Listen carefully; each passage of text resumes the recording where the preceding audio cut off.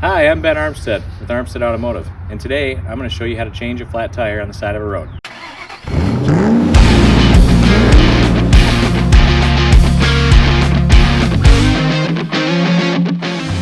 The scenario today is a young woman broke down on the side of the road and she calls, but she can't get any help. I'm going to show you today that anybody can change a tire. A few things I want to cover is on the road safety. The first thing we're going to do is, when you're pulling to the side of the road, is get as far away from the white line as possible, but we still have to get the jack onto the paved surface. The other thing is, always be watching behind you. There's a lot of vehicles on the side of the road. I see a lot of people that they come right out and they feel that they're safe. My four-ways are on and I'm safe. I ran a towing company for a while, actually for Armstead Automotive, and you're not.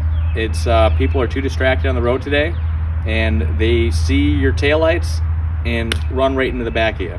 So if anybody is not changing the tire, the safest place to be is actually in the car with the seatbelt on. Other than that would be on the other side of a road barrier, but nowhere where you can be struck by a car. All right, inside we have a screw jack, and this is that lug wrench and a few other things, pretty much everything that is necessary in order to change this tire. So first thing to do is just go ahead and get everything out.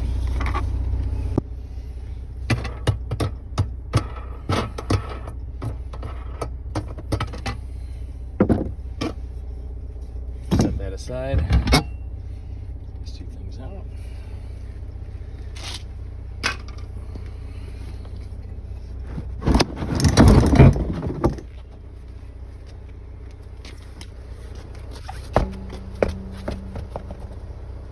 First common mistake is jacking the vehicle up first. The first thing we want to do is actually break the lug nuts loose, because after the tire's in the air, it'll actually spin in a circle when you try to break the lug nuts loose. So usually it's easier to pull up, going on in and actually pulling up towards you to get them loose. But if you're not strong enough, I have another solution.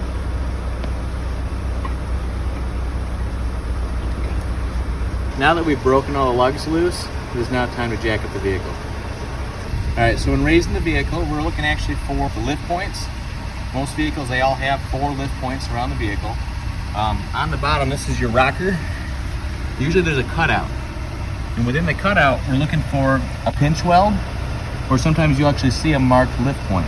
In this specific vehicle, the pinch weld fits in this here crease. And this helps it from, toppling over when you're, changing the tire.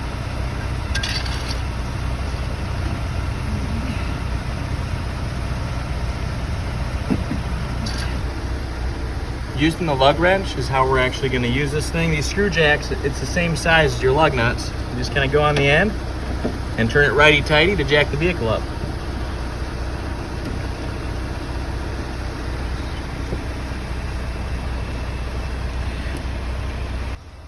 And always remember to keep checking behind you for oncoming traffic.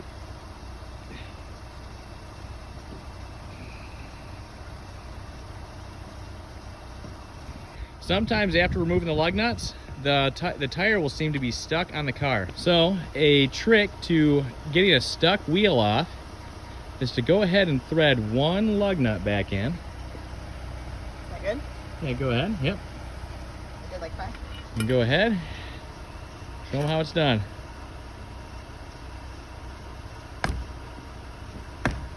There it is. Just roll it.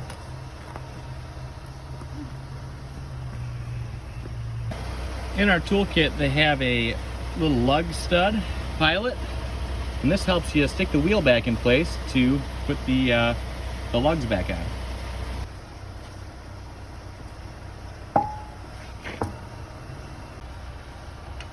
So don't worry about fully torquing them down yet, just snug them up, because we're going to do our final torque after we set the vehicle back down. Yep. So now the vehicle's back in the ground, go ahead and tighten these things up pretty much as you can. They should be around 100 to 110 foot-pounds.